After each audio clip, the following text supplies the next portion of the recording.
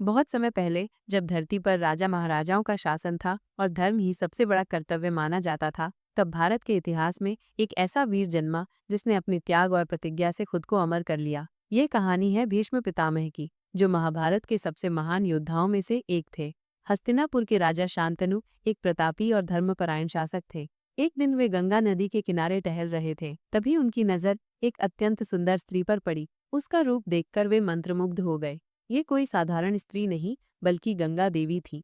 राजा ने उनसे विवाह का प्रस्ताव रखा।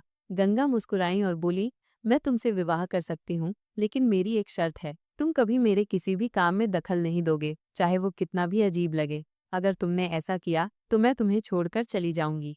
राजा शांतनु प्रेम में डूब चुके थे, इसलिए उन्होंने बिना सोचे समझे यह शर्त स्वीकार कर ली।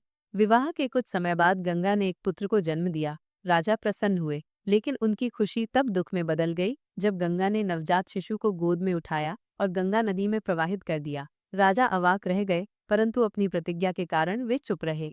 समय बीतता गया, गंगा ने 7 पुत्रों को जन्म दिया और सभी को नदी में बहा दिया। राजा के मन में सवाल उठ रहे थे, पर वे अपनी प्रतिज्ञा के कारण कुछ नहीं कह पाए। जब 8वां पुत्र जन्मा और गंगा उसे भी नदी में बहाने लगी, तब राजा से सहन नहीं हुआ। वे बोले, गंगा, ये तुम क्या कर रही हो? मैं अब और नहीं सह सकता। गंगा रुक गई। उन्होंने शांतनु से कहा, राजन, तुमने अपनी प्रतिज्ञा तोड़ दी, इसलिए अब मुझे तुम्हें सच बताना होगा। गंगा ने बताया कि उनके 7 पुत्र अष्टवसु थे, जिन्हें ऋषि वशिष्ठ के श्राप के कारण मानव योनि में जन्म लेना पड़ा था। 7 वसुओं को तुरंत मुक्ति मिल गई, लेकिन 8वें वसु देव को पूरा जीवन जीने का श्राप मिला था।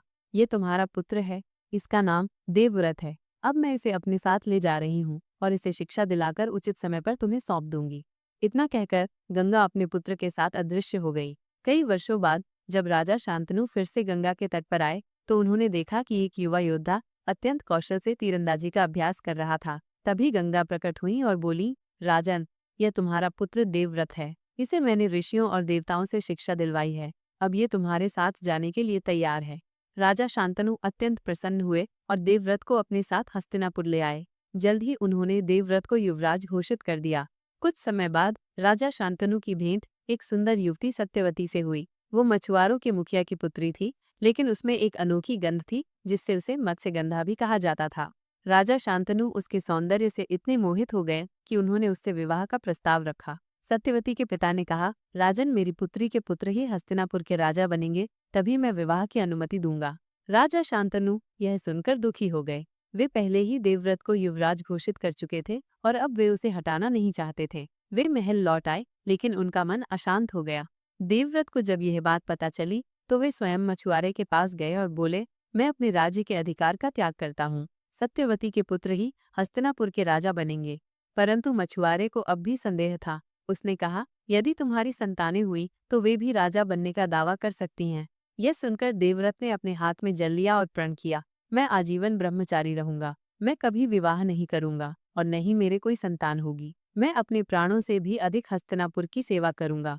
उनकी इस प्रतिज्ञा से आकाश में गूंज सुनाई दी। देवताओं ने पुष्प वर्षा की और स्वयं इंद्र भी चकित रह गए। इसी भीषण प्रतिज्ञा के कारण देवव्रत को भीष्म कहा जाने लगा। राजा शांतनु ने अपने पुत्र का इतना बड़ा त्याग देखकर भावुक हो गए। उन्होंने भीष्म को गले लगाते हुए कहा, पुत्र, तुमने मेरे लिए अपने जीवन का सबसे बड़ा सुख त्याग दिया। मैं तुम्हें वरदान देता हूँ कि तुम्हारी मृत्यु केवल तुम्हारी इच्छा से ही होगी। कोई भी देवता, दानव या मानव तुम्हें इच्छा के बिना नहीं मार सकेगा। भीष्म ने सिर झुकाया और अपने पिता को प्रणाम किया। सत्यवती का विवाह शांतनु से हो गया और भीष्म ने अपना जीवन हस्तिनापुर की सेवा में समर्पित कर दिया। परंतु यह तो केवल प्रारंभ था। क्या भीष्म अपने प्रण से संतुष्ट रहेंगे? क्या उनका त्याग व्यर्थ जाएगा? और आगे उनके जीवन में कौन कौन सी चुनौतियां आएंगी? चलिए मिलते हैं अगले भाग में। तब तक के लिए धन्यवाद।